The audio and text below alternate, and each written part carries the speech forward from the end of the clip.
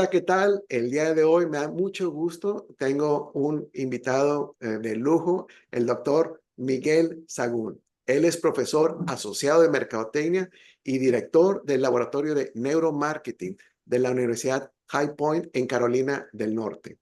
Cuenta con la designación y reconocimiento Charles T. Ingram en su universidad, además de 30 años de experiencia académica y profesional. Espero invitar muchas veces al doctor Sagún, pero el día de hoy vamos a hablar de su experiencia internacional en viajes de estudios. Y como nos une una amistad, le voy a hablar de tú a Miguel. Sí. No falta de respeto, al contrario, lo respeto y admiro mucho. Muchas gracias, doctor Sagún. Miguel, la primera pregunta es, cuéntanos brevemente sobre tu formación académica y profesional y cómo te interesaste en la mercadotecnia y la academia. Ok, bueno, muchísimas gracias por la invitación. Si me permites también referirme hacia ti de manera de tú, ¿verdad? De tu Claro, claro, gente. Carlos, sí. Ok, por como dijiste tú ya, la amistad que nos une. Entonces, muchas gracias por tu invitación, Carlos. Es un placer estar en este programa tuyo y déjame pues empezar a contestar tu pregunta. Mi carrera profesional no fue en el área de negocios. Yo estudié ingeniería industrial. Ok. Entonces terminé ingeniería industrial de una universidad en el centro de México, bueno, en el occidente de México. Y en cuanto termino, yo siempre había querido estudiar una maestría en Estados Unidos. Entonces siempre tuve esa mira de, bueno, después prepararme, seguir mis estudios profesionales, complementándolos con una maestría, ¿verdad? Y coincidió que empresas multinacionales, una empresa multinacional de Estados Unidos, estaba contratando egresados de ingeniería industrial. Entonces yo dije, bueno, a lo mejor este es el momento ideal, ¿verdad? Entonces decidí iniciar, a solicitar trabajo en esa empresa y me concedieron el trabajo. Entonces ahí fue cuando me comunicaron que no era para estar en la misma región del país o región de México donde estaba yo viviendo antes. Entonces me trasladaron a la frontera y en la parte de Matamoros, Tamaulipas y Texas. Y fue cuando me fui yo para allá. De momento o al inicio, mis primeros 3 años, estaba al 100% dedicándome como ingeniero industrial. Entonces, como ingeniero industrial, estuve a cargo de varias líneas de producción, asegurándome que ah, pues todo lo que se estaba fabricando en esas empresas, pues se fabricara de manera efectiva, ¿verdad? Sin desperdicios, asegurándonos que se cumpliera también con los estándares de calidad adecuados, ¿verdad? Y todas esas cuestiones. Entonces, en cuanto empecé a trabajar ahí, inmediatamente dije, bueno, pues ahora ya hay que ir a la siguiente etapa, ¿verdad? La siguiente etapa es, combinándola con mi carrera profesional, estudiar una maestría. Y en cuanto empecé a trabajar ahí, me di cuenta de la necesidad de desarrollar nuevas habilidades que no tenía bien desarrolladas debido a mi carrera profesional, ¿no? Era muy técnico y fue cuando empecé a desarrollar un poco más otras habilidades que tienen que ver con la cuestión administrativa, de manejo de gente. Entonces decidí estudiar la maestría en administración de empresas. Y la maestría en administración de empresas la estudié en la Universidad de Texas, campus Brownsville, porque pues, la ciudad de Brownsville está cruzando nada más el puente internacional de Matamoros. Entonces, pues empecé a combinar ahí esas cuestiones, seguí evolucionando en mi carrera profesional y me empezaron a promover en otros puestos. Principalmente fueron ya puestos gerenciales, ¿verdad? Y en cuanto estaba yo, pienso que ya preparado para tener suficientes conocimientos y experiencias para poderlos compartir con generaciones más jóvenes, ahí fue cuando dije, bueno, ¿y por qué no dar una clase, ¿no? Entonces empecé a dar una clase como profesor adjunto, aunque seguía trabajando de tiempo completo en la industria de manufactura. Principalmente esta empresa era parte de la industria maquiladora. En ese entonces se llamaban industrias maquiladoras, ¿verdad? Ahora ya ha cambiado el nombre, ya es Index, Industrias de la exportación y transformación e importación y transformación. Pero bueno, en ese entonces era la industria maquiladora. Y empecé a impartir unos cursos, unas clases en una universidad. Esa universidad estaba en el lado de México Y me empezó a gustar esto, ¿verdad? Empecé a ver los frutos, me empecé a dar cuenta de que las generaciones más jóvenes sí realmente necesitaban y apreciaban pues las experiencias que uno tenía, ¿no? Entonces, la universidad también estuvo satisfecha con mi desarrollo y entonces me ofrece una segunda clase. Entonces ya tomo dos clases y así poco a poco me empecé a meter o a introducir en el área académica hasta que la universidad me acaba ofreciendo la posición de director de la maestría. Iban a abrir una maestría, no tenían maestría antes de eso, y me dicen, bueno, te ofrecemos el cargo de director de maestría y también de cursos de capacitación para toda la industria maquiladora. Y entonces dije, bueno, pues perfecto, ¿verdad? Porque pues me encantaba toda esa cuestión de conocer nuevos procesos, tratar de ayudar también a empresas a que mejoraran esos procesos productivos y de esta manera iba a tener acceso no nada más a una sola empresa o a dos empresas que eran las que había trabajado en ese entonces, sino que iba a tener acceso prácticamente a alrededor de 100 o 120 maquiladoras o empresas de manufactura que había ahí en la región. Esta universidad ya no estaba en Matamoros, estaba en Reynosa, pero pues es prácticamente la misma región, solamente 80 kilómetros de diferencia, ¿verdad? O de distancia. Entonces decidí aceptar y empecé a construir la maestría en administración de empresas y empezamos a diseñar todos los cursos de entrenamiento para la industria de manufactura. Y estos cursos de entrenamiento iban en muchísimas áreas. Empezamos a ofrecer el Yellow Belt, también el Green Belt, también ofrecíamos el Black Belt y también llegamos a ofrecer el Master Black Belt, aunque ya para esto teníamos que estar em, con muy buena relación con un Master Black Belt que estuviera ejerciendo o trabajando al 100% en la industria maquiladora, porque era la única manera en la que esto se podía realizar. Entonces tuvimos muy buena relación con toda la industria maquiladora y esta universidad también tenía una muy buena relación con la Universidad de Texas, pero con la Universidad de Texas en ese entonces era otro plantel, era Universidad de Texas Pan American, ¿ok? Que esa universidad está en Edimburgo. Ya ahora se fusionaron los dos campus de la Universidad de Texas de Brownsville y la Universidad de Texas Pan American y formaron la Universidad de Texas del Río Grande, ¿verdad?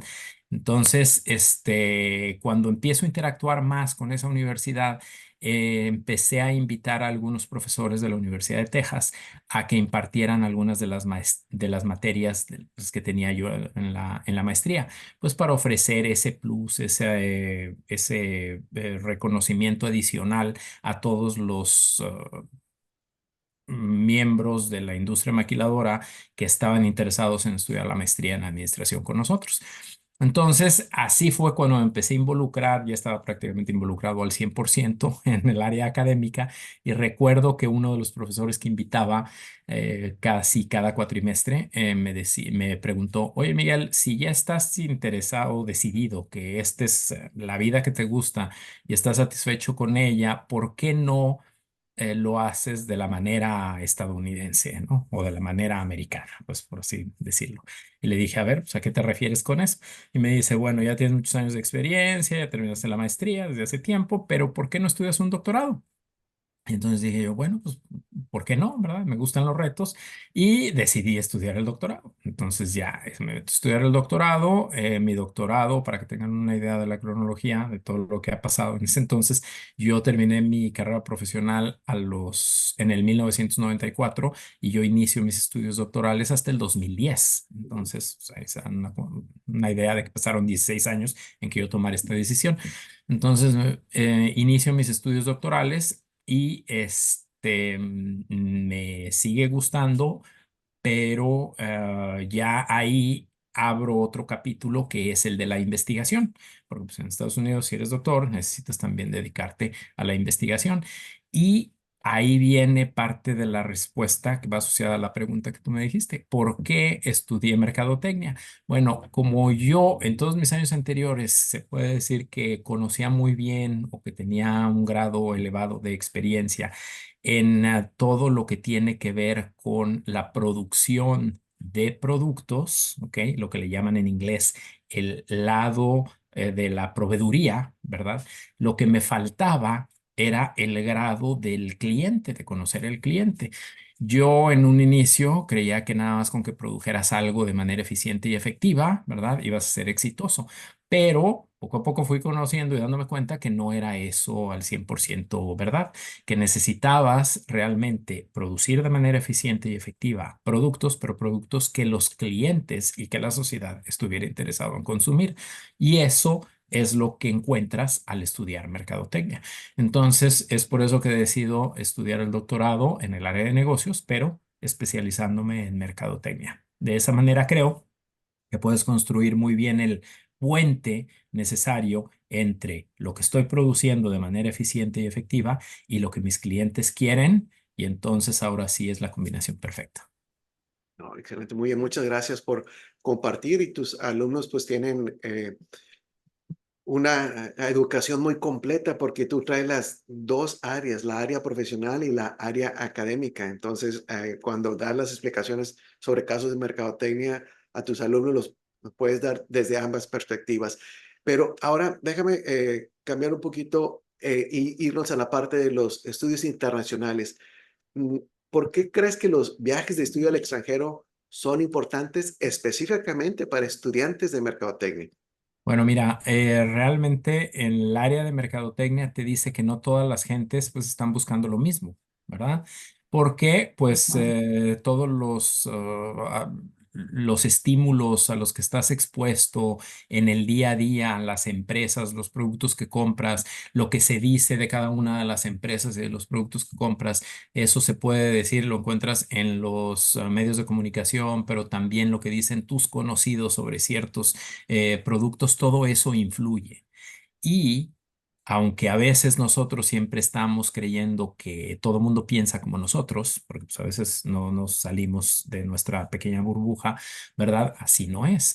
Y entonces, cuando tienes la oportunidad de ir a otros lugares, te das cuenta que la gente piensa muy diferente y que la gente, aunque tengas las mismas necesidades o necesidades muy similares, quiere satisfacerlas de manera diferente. Entonces, es por eso que creo que es medular para que los estudiantes que se quieran hacer expertos en el área de mercadotecnia se den cuenta de eso y que no quieran que sus productos, sin hacerles ningún cambio ni ninguna modificación, cumplan con las necesidades que quiere satisfacer y en la manera en la que quieren satisfacerlas cualquier persona o miembro de la población pues mundial.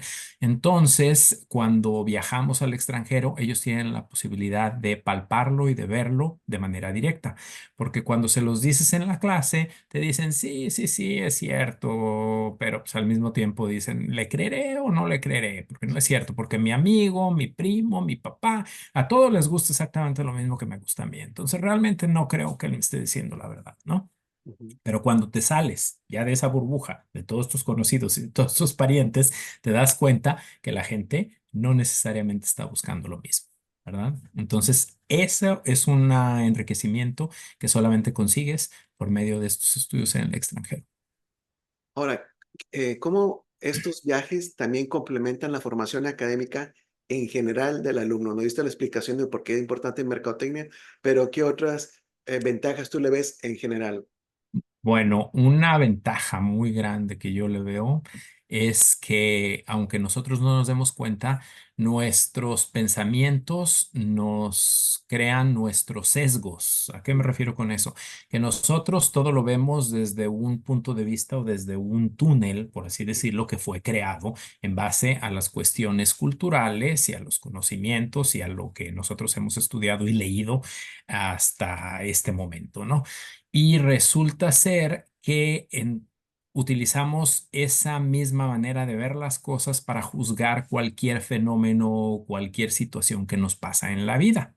Ujú. Y de la misma manera en que nosotros tenemos esos sesgos, pues la gente que se crió de otra manera, de que tiene otra cultura y que ha estado expuesto a otras situaciones va a tener otros sesgos.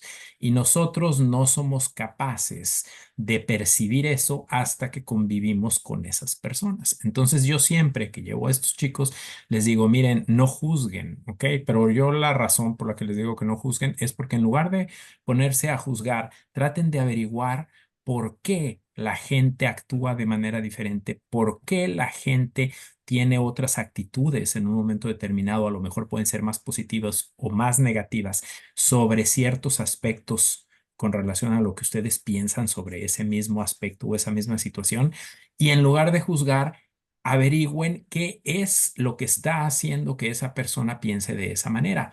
Y resulta ser que esto empieza a expandir tu forma de pensar. Entonces tu forma de pensar se puede expandir y en lugar de tener tú un solo sesgo, pues ya ese sesgo es un poco más amplio y ya tienes dos perspectivas. Y el ejemplo que les pongo yo a veces a los chicos es que, mira, va a ser a lo mejor muy simple o un poco simple o sencillo, pero mira, todo el mundo conoce este artefacto, ¿verdad? Entonces, este artefacto todo el mundo lo conoce, pero si yo les digo a unos chicos en un salón, bueno, tú descríbeme lo que estás viendo, ¿verdad? Y luego hay otros chicos que están en este lado, entonces ellos están viendo esta cara y les digo, descríbeme lo que estás viendo. Y hay otros chicos que están en esta parte de acá, que es esta cara, y descríbeme lo que estás viendo. Y habrá algunos que a lo mejor ven esta parte. Entonces todo el mundo describe lo que está viendo, es el mismo producto y las descripciones después les digo que las compartan con nosotros y son diferentes. Entonces, eso es lo que pasa realmente en la vida. Les digo, ya ven cómo todos estaban describiendo el mismo objeto, el mismo artículo, pero lo escribieron de manera diferente. ¿Por qué? Por el ángulo en el que lo estaban viendo. Eso es lo que pasa con la cuestión cultural y las experiencias a las que hemos estado expuestos. Entonces, en el momento en que tú te vas y convives e interactúas con otros estudiantes que han estado expuestos a otras situaciones, ellos son los que tienen otro ángulo y eso no indica que ese ángulo esté mal, sino ese ángulo te va a complementar. Entonces, ya cuando acabo, ¿cómo acabo esa actividad? Les digo, ahora.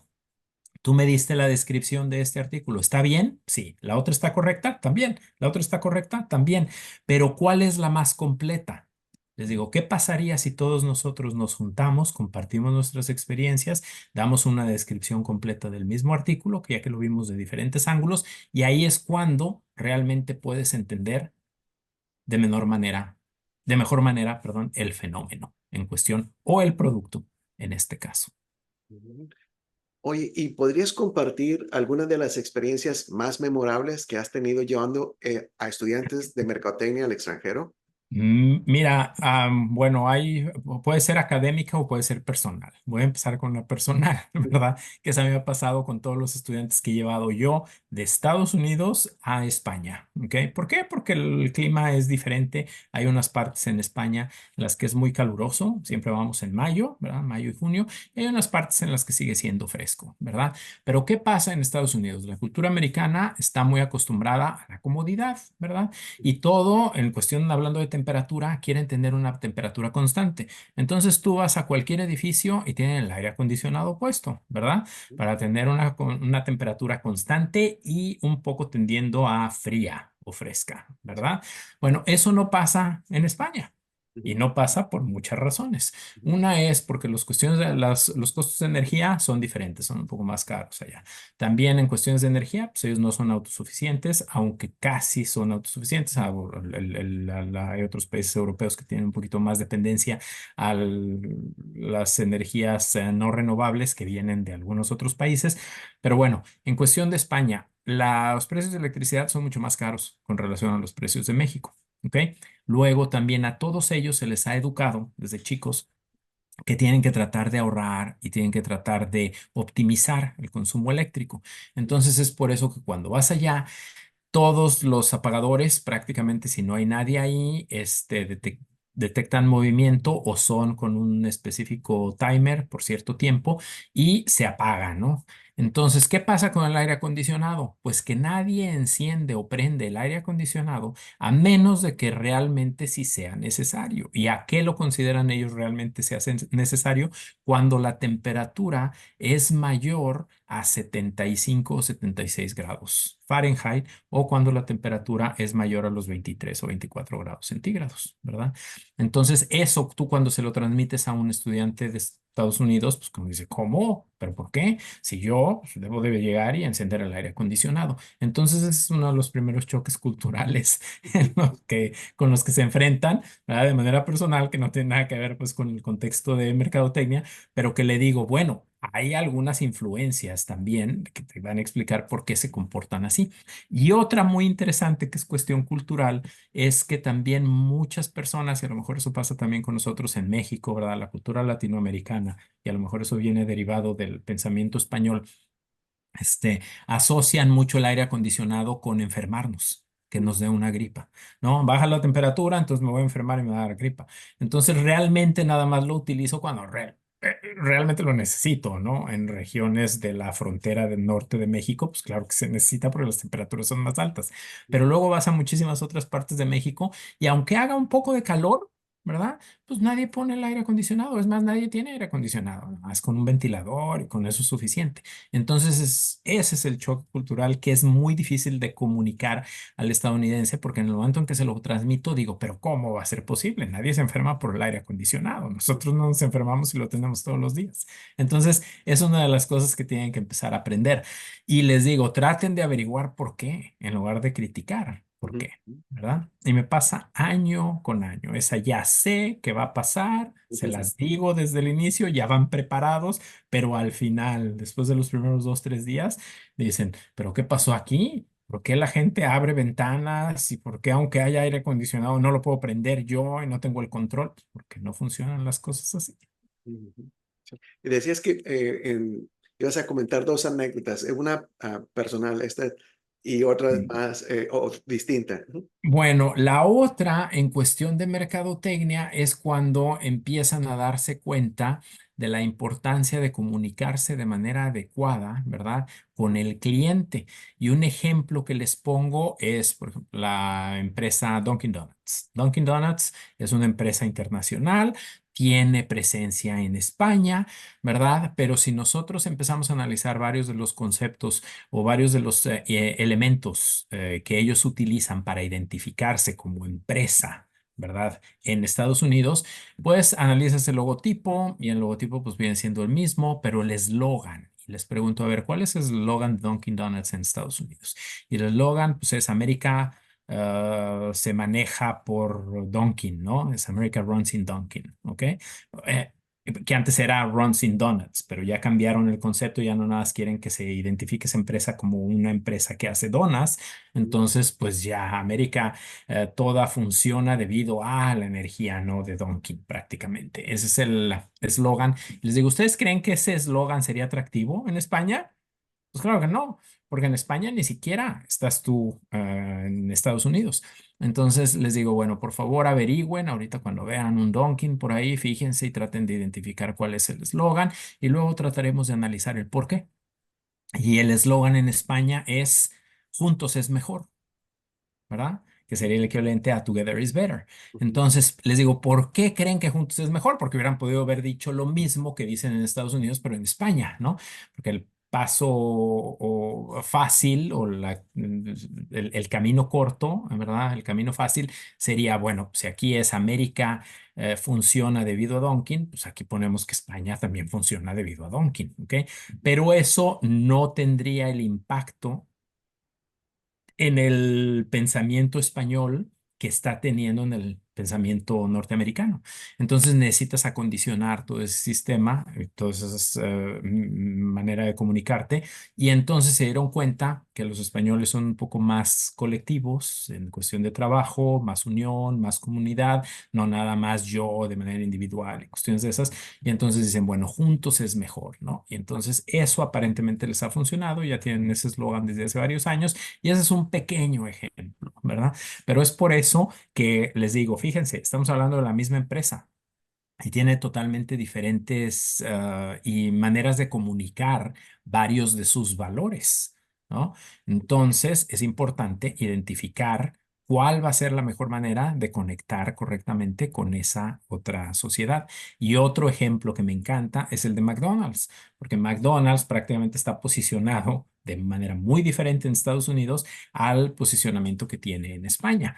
En España tiene un muy buen posicionamiento, han contratado chefs y cocineros reconocidísimos en España para sacar líneas de hamburguesas de alta calidad ahí en McDonald's. Entonces tú cuando ves los componentes que tiene, los elementos que tiene, la calidad de la hamburguesa, dices, pero ¿cómo es posible? Eso es una hamburguesa de un restaurante 5 estrellas en lugar de ser de un restaurante de McDonald's. Eso jamás lo encuentras en Estados Unidos, pero lo encuentras en España. Y en España, por ejemplo, vas al McCafé. El McCafé es delicioso. Reciben un café, aunque el café también en McDonald's en Estados Unidos es muy rico, pero los tipos de café que te encuentras allá, los postres que te encuentras allá, el macaron, que es la galletita esa cara y muy buena francesa, la encuentras en un McCafé. Entonces todo el mundo empieza así como a decir, ¿qué es lo que estoy viendo? ¿Qué están viendo mis ojos? Me están engañando. Entonces, todas esas cuestiones solamente las aprendes, aunque se las puedo platicar,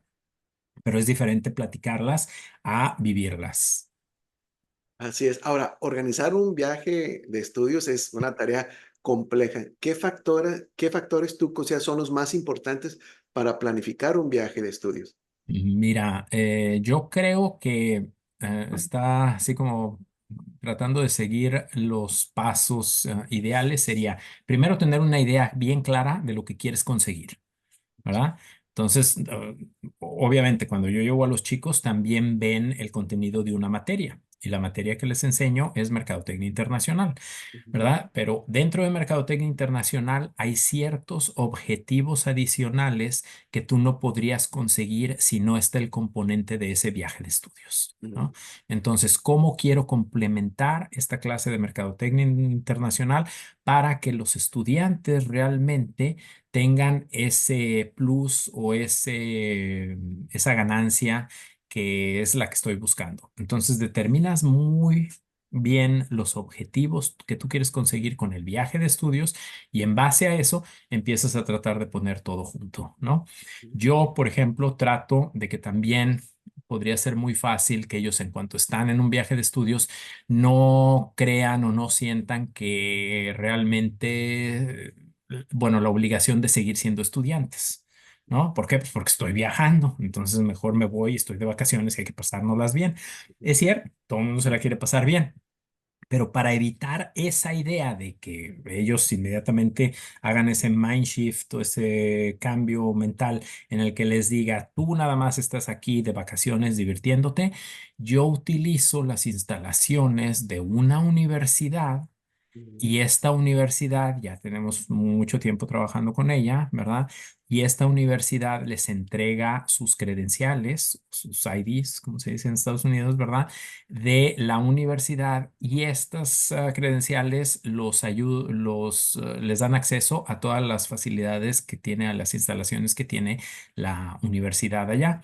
De tal manera de que nosotros vamos a un campus universitario todos los días, tenemos la clase, en lugar de juntarnos en un salón de un hotel, por así decirlo, ¿verdad? Y luego ya tener otras actividades. Entonces, todos los días tenemos clase y luego también incluyo varias actividades culturales en la ciudad y varias actividades académicas que ellos pueden realizar en su cuenta, que tienen que ver con cuestiones en las que estamos cubriendo cierto contenido académico, pero que quiero que lo experimenten en la ciudad.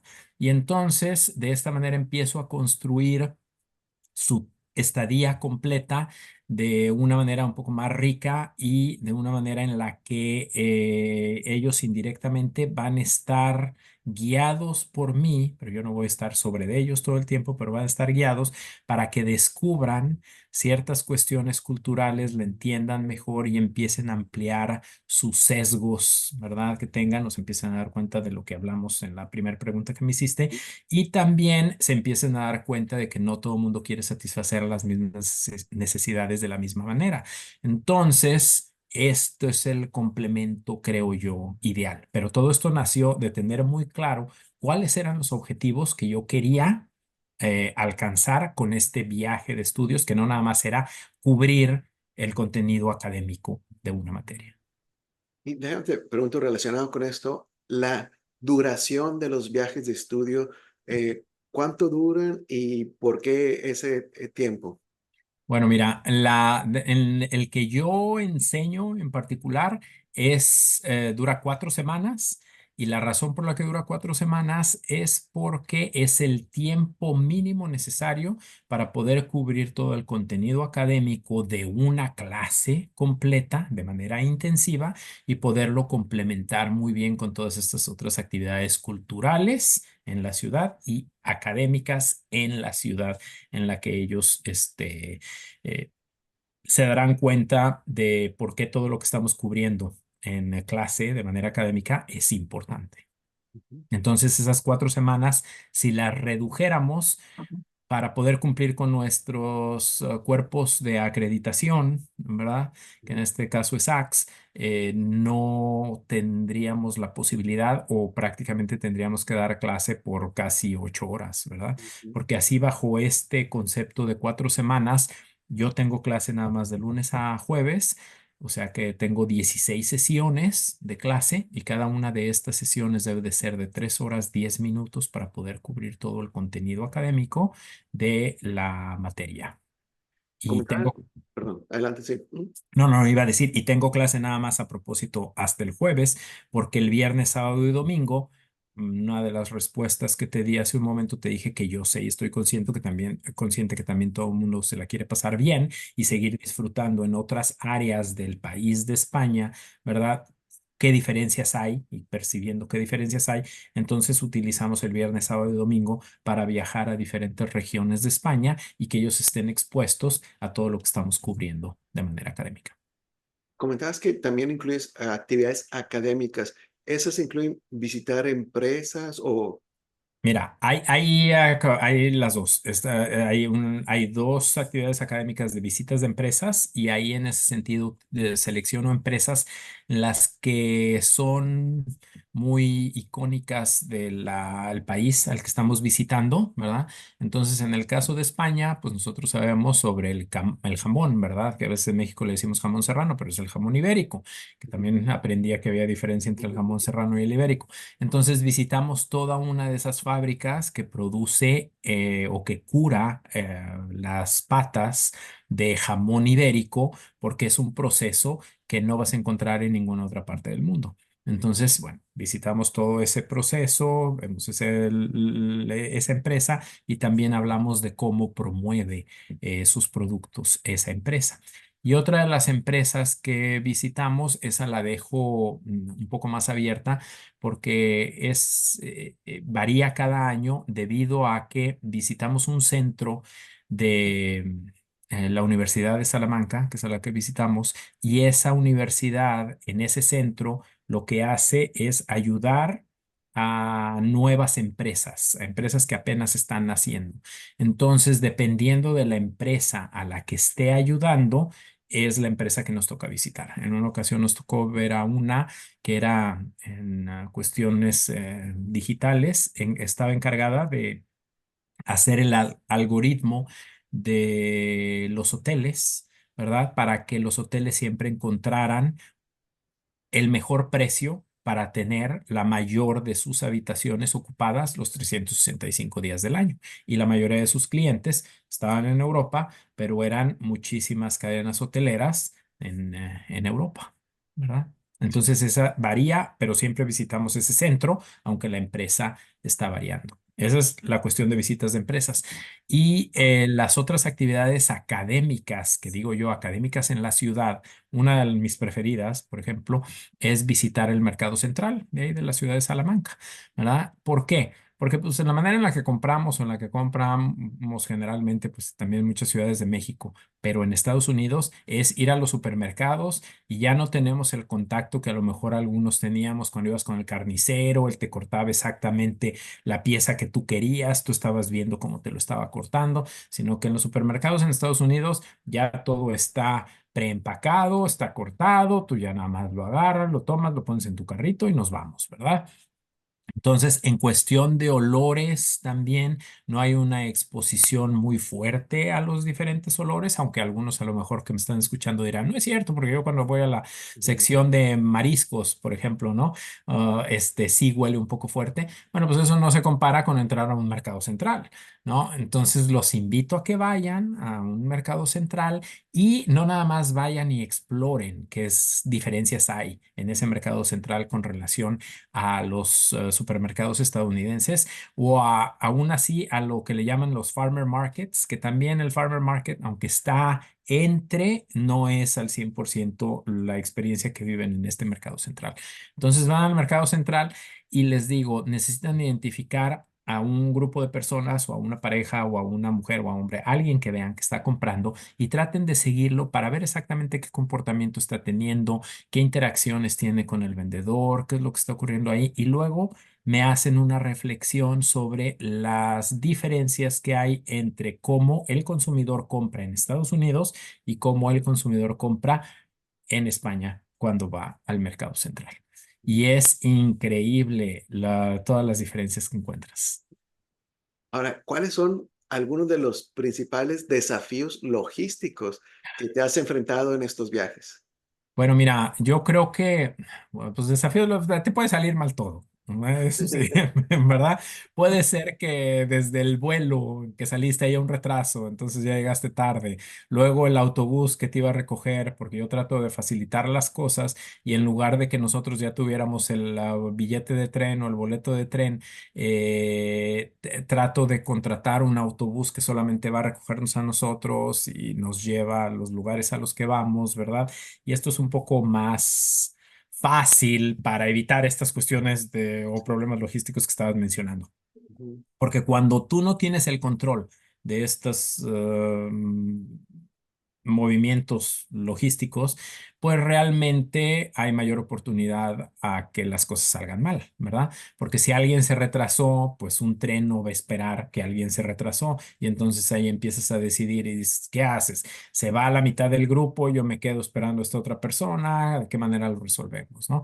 Entonces muchas cosas pueden salir mal, desde que hay que están fuera de tu alcance, hay un retraso en la vía aérea, la compañía de autobuses que renté, no sé, tuvo también un percance en la carretera o hay un embotellamiento ahí, no han llegado. Luego nosotros llegamos y nos vamos y nos instalamos en el hotel, todavía no te entregan las habitaciones o hubo un problema de comunicación y resultó que en lugar de ser habitaciones dobles te hicieron algunas triples o si había necesidad de tener algunas habitaciones individuales y resulta ser que a todos te los pusieron en habitaciones dobles.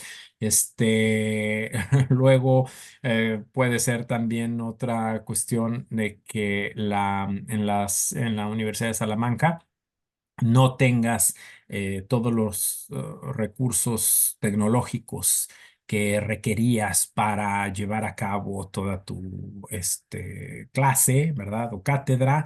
Y entonces, tan fácil como que dices tú, bueno, ahorita me conecto, pues sí, pero la conexión también es diferente, entonces ya debes de tener los enchufes para las paredes, que va a ser el adaptador que te autoriza o que te deja que te conectes ese artículo electrónico, pero no solamente eso, sino que también el voltaje que tú recibes es diferente, es de 220 en lugar de 110, que es el que tenemos en México y en Estados Unidos.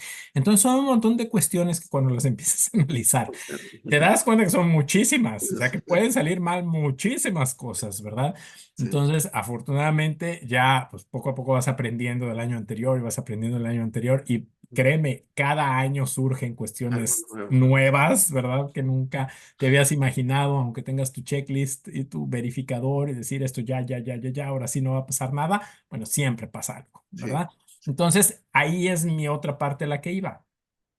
Tienes que ir con una mente muy abierta, sabiendo que siempre va a haber pequeños problemas, no, ¿verdad? Entonces, siempre va a haber pequeños problemas, entonces tú nada más debes saber ajustarte. Y algo muy importante, ese ajuste debe de ser de manera feliz, o sea, tú ajustarte de manera feliz y no quejarte. ¿Por qué? Porque tú estás responsable de un grupo.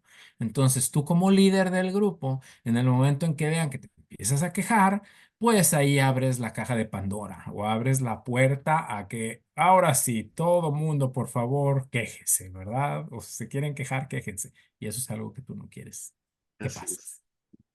Ahora, ¿has observado diferencias en las oportunidades laborales o de trabajo para los alumnos que participan en viajes de estudio en comparación con los que no participan?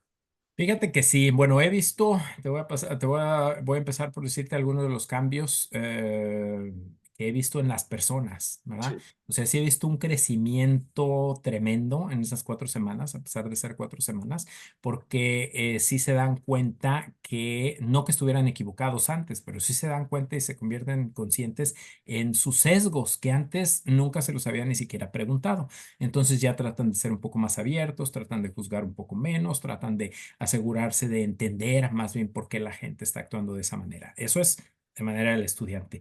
Pero en las cuestiones laborales, a lo que preguntas tú, yo creo que muchas empresas saben de estos beneficios y en el momento en que los estudiantes incluyen esto en sus currículums vitae o resumes, okay, según como se quiera decir, en ese momento esto llega a ser un diferenciador o aplicando un poco los conceptos de mercadotecnia, llega a ser un punto de diferencia que si están entrevistándose 5 o 10, los cuales todos tienen más o menos las mismas capacidades y el mismo conocimiento académico y todos cubrieron más o menos los mismos, las mismas materias, llega un momento en que empiezas a tener que ver estos puntos diferenciadores y el haber participado en estudios en el extranjero Ujú. se convierte en un diferenciador muy importante que las empresas aprecian, ¿verdad? Mucho. Entonces, sí me ha tocado el caso en que estudiantes que fueron a estudios en el extranjero conmigo, después me dicen, profesor, ¿qué cree que me pasó? Una empresa estaba acá y en cuanto les mencioné todo lo que hicimos y el proyecto que hicimos, porque también dentro de todas esas 4 semanas tienen que desarrollar un proyecto y ahorita es desarrollar una campaña publicitaria por TikTok, porque TikTok está Ujú. es popular, ¿verdad? Entonces, además de que les gusta, desarrollan habilidades adicionales. Entonces, en el momento en que empiezan a mencionar eso en la entrevista, ahí la entrevista cambia de tono y debido a eso les han dado oportunidad de estas pasantías o en inglés diríamos internships o les acaban dando el puesto debido a esto. Bien. Entonces, sí, sí, sí, sí creo que es algo muy importante. Al inicio de la entrevista comentabas que los preparas para las diferencias culturales. Una era muy clara, la del aire acondicionado, pero ¿qué tanto los preparas? ¿Cuántas veces se juntan y qué otras cosas revisas con ellos antes del viaje? Mira, bueno, una de las cosas que reviso es empacar, ¿verdad? Sí. Empacar para que aunque vamos un mes, no puedes llevar ropa para un mes, ¿verdad? Entonces, a pesar de que les digo ahí sí, no soy tan exitoso en los resultados, porque a pesar de que les digo que nada más lleven ropa para 7 días, ¿verdad? De todos modos, siempre acaban llevando como para 14, ¿verdad? Entonces, bueno, eso es en el empaque en que lleven, si se pueden, los adaptadores y los transformadores para que puedan utilizar correctamente todos sus aparatos electrónicos, ¿verdad? Que olviden, por ejemplo, llevar secadoras, esas se olviden de ellos ya que las dan ahí y esas requieren mucha electricidad y esas casi siempre acaban creando un caos o se pueden quemar, ¿verdad? Entonces ya, esa es una cosa de las que hablamos. Luego, otra cosa muy importante de las que hablamos es que va un poco asociada con el empacar, hablo de los diferentes climas a los que se van a enfrentar, ¿verdad? Y esto lo hace un poco más complicado, porque como visitamos 3 climas totalmente diferentes, ya que vamos al sur de España, al norte de España y en el centro de España, Ujú, entonces toca frío, toca temperatura media y toca calor. ujú, Entonces es por eso que también me empiezan a decir, pero profesor, ¿cómo con esos climas usted espera que nada más empaque para 7 días, ¿verdad? Pero ujú. bueno, entonces hablamos de las cuestiones de diferente clima. Y hablamos de las cuestiones también de diferentes percepciones culturales. Entonces ya tengo un video listo de los 10 choques culturales más comunes cuando visitas España.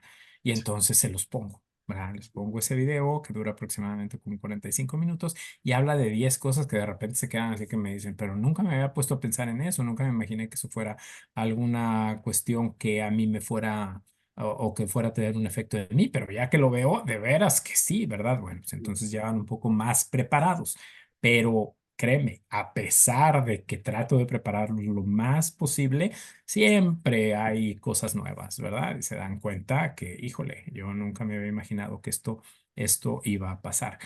¿Cuántas veces me reúno con ellos? Me trato de reunir solamente 2 veces con ellos. Es porque trato de hacer de manera lo más eficiente posible cada una de las reuniones y también porque estas reuniones pasan cuando o ocurren cuando ellos todavía están en su semestre escolar.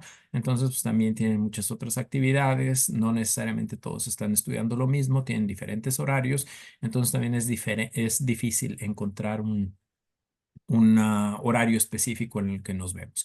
Pero ya que lo encuentro, trato de ser muy eficiente en ello y lo cierro, lo minimizo a 2 sesiones de hora y media. Cada una de esas sesiones, aunque también siempre les digo que no se preocupen, que cuando se acabó la segunda sesión, de todos modos, si ellos tienen cualquier otra pregunta, se sientan con toda libertad de mandarme un correo electrónico o de visitarme durante mis horas de oficina y que será un placer para mí pues contestar cualquier otra pregunta.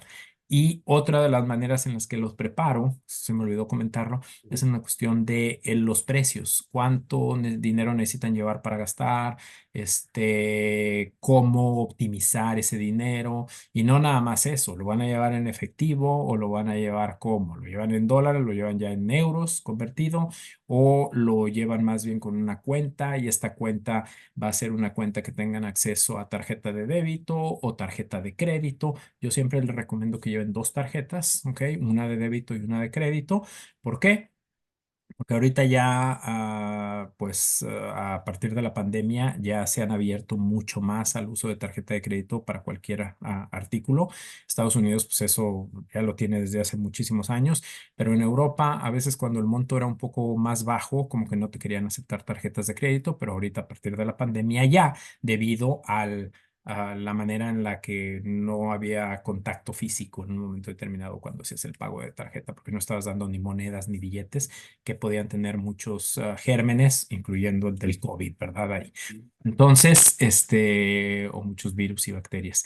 Entonces, hablo sobre esto y les recomiendo 2 tarjetas, una de débito y una de crédito, porque a mí me gusta pensar siempre en peores escenarios, pero esperando que nunca ocurra. ¿Verdad? Entonces, ¿qué pasa si tú vas, no llevas el dinero contigo, vas a un cajero automático, sacas el dinero de ahí y resulta ser que tuviste la mala suerte que el cajero se come tu tarjeta? ¿Ok? Si puede pasar, Claro. yo digo que va a pasar a alguien. Sí, sí, sí. Espero que no sea nadie de mis estudiantes, pero a alguien de todos los que van a estudios al extranjero les va a pasar, porque a mí una vez me pasó. Eso fue mi Sí. persona. Ujú. Entonces, ¿qué vas a hacer? Y más, ¿qué vas a hacer cuando no es un horario en el que el banco al cual está asignado ese cajero automático esté abierto? Y aún así, aunque el banco esté abierto, ellos no pueden inmediatamente abrir el cajero.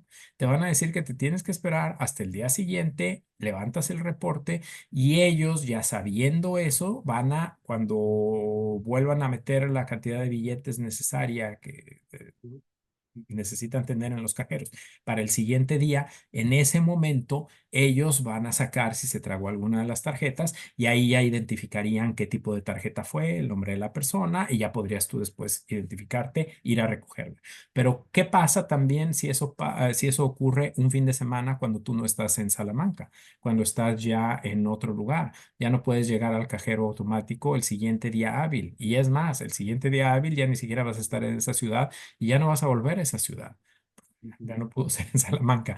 Entonces, todas esas cuestiones trato de minimizarlas. Siempre les digo, traten no de sacar dinero en los lugares o en las ciudades a las que estamos visitando solamente por un fin de semana, ¿verdad? Traten de sacar el dinero siempre en Salamanca porque ahí podemos resolver, pues estamos más días ahí. Entonces, todas esas cuestiones, aunque a veces alguien diga, ay, pero eso no va a pasar, pero si pasa, Sí, te vas a meter en algunos problemas sí. serios, ¿no?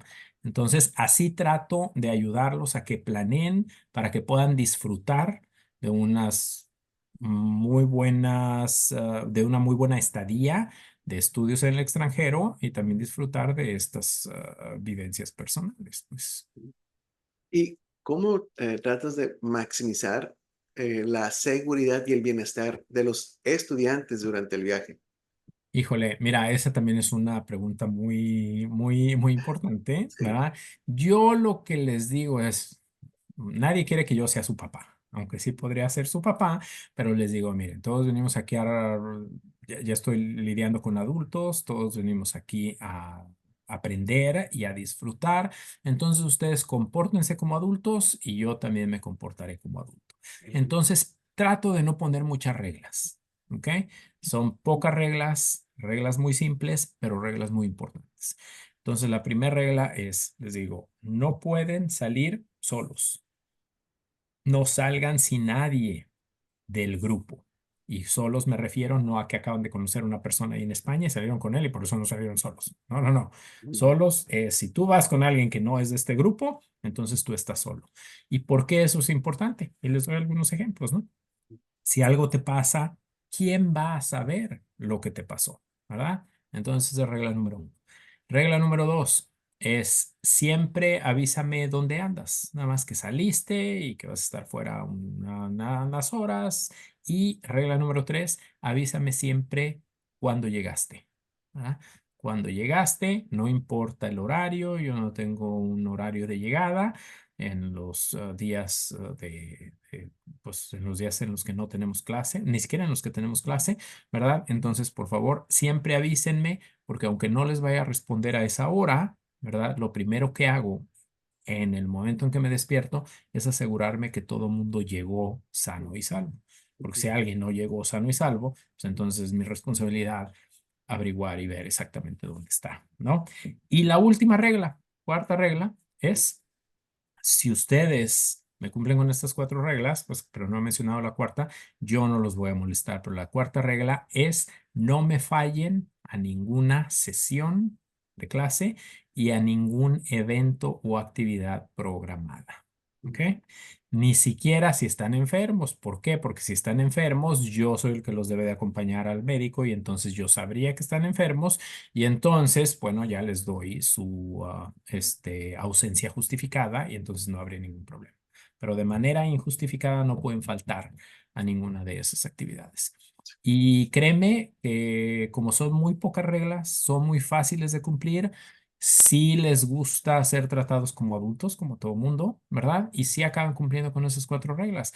Entonces, sí se da el caso en el que he tenido que llegar que alguien se torció un tobillo y casi siempre ocurre en la noche, cuando van saliendo de algún restaurante, ¿verdad? Y van saliendo de algún restaurante, pisan mal porque pues a veces tampoco en Estados Unidos estamos acostumbrados a estar pisando sobre superficies totalmente irregulares, ¿verdad? Entonces les tengo hasta que decir que tienen que aprender a caminar, y a lo que me refiero con eso es que aquí tienen que estar viendo dónde están pisando, porque las superficies son irregulares y de manera muy fácil o se pueden caer, y si se caen se pueden golpear, o pueden luxarse o torcerse alguna parte del cuerpo, como alguna pierna, tobillo es lo más común, algún golpe en la rodilla, en la caída a veces se han golpeado en la cabeza y acabamos en urgencias porque pues sí los tienen que revisar, tenemos que asegurarnos que estén bien, algunos han necesitado unas suturas, pues el médico les pone algunas suturas, entonces eso siempre va a pasar. ¿Verdad? Al menos una o dos veces en las 4 semanas. Y algo que siempre me ocurre también es que todo el mundo tiene que visitar al médico, pero tiene que visitar al médico principalmente por alergias porque aunque no sean personas que sufran mucho de alergias en Estados Unidos, es otro tipo de polen y hay otros polens a los que nunca han estado expuestos allá y resulta ser que en la época en la que vamos es cuando también las alergias están todavía elevadas ahí en España. Entonces, sí acaban sufriendo muchos de cuestiones de polen o catarros o gripas o algunas infecciones de garganta, ¿verdad? Entonces, si yo ya voy mentalizado a que eso lo voy a hacer, pues ya no encuentro mm, o sea, no me molesta pues hacerlo. Y es por eso que es muy importante que uno también debe de identificar cuál es el hospital y cuál es el médico al que los va a llevar. Entonces, como yo ya he ido ya varios años, pues ya conozco bien el hospital, el médico y pues ya me sé la rutina, ¿verdad? Pero sí, eso es algo que les recomendaría a todos, que a veces no pensamos en esas cuestiones y decimos, no, pero es que no va a pasar ninguno de estos efectos, digo, de estas situaciones. Siempre pasa, ¿verdad? Y siempre alguien se enferma, entonces necesitamos saber a dónde necesitamos canalizarlos o cómo canalizarlos. ¿Cómo crees que los viajes de estudio al extranjero van a evolucionar en el futuro? Híjole, esa es una muy buena pregunta. Bueno, a mí me gustaría que a pesar de que todo lo que estamos viviendo con inteligencia artificial y con realidad virtual y realidad extendida y todas esas cuestiones, ya ahorita hay mucha gente que se pone sus ¿verdad? Sus visores y entonces dice, bueno, ya no necesito ir yo a Praga, por ejemplo, porque ya Mm, tengo aquí de manera virtual, estoy en Praga y empiezo a caminar y empiezo hasta a interactuar y cuestiones de esas. Y es cierto, si estimulas tu cerebro, si tienes algunas sensaciones que son muy parecidas o a lo mejor iguales a las sensaciones que tienes de manera real, pero yo todavía espero que eso no llegue a sustituir los viajes al extranjero de manera física, porque creo que todos los sentidos, los 5 sentidos que tenemos, se ven perfectamente estimulados cuando uno viaja de manera presencial a un lugar en el extranjero y cuando uno interactúa de manera presencial, ¿verdad? Con otras personas. Entonces, yo esperaría que a pesar de que la tecnología va a seguir evolucionando, esta tecnología ayude a facilitar algunas de las cuestiones que uno puede encontrar en viajes en el extranjero.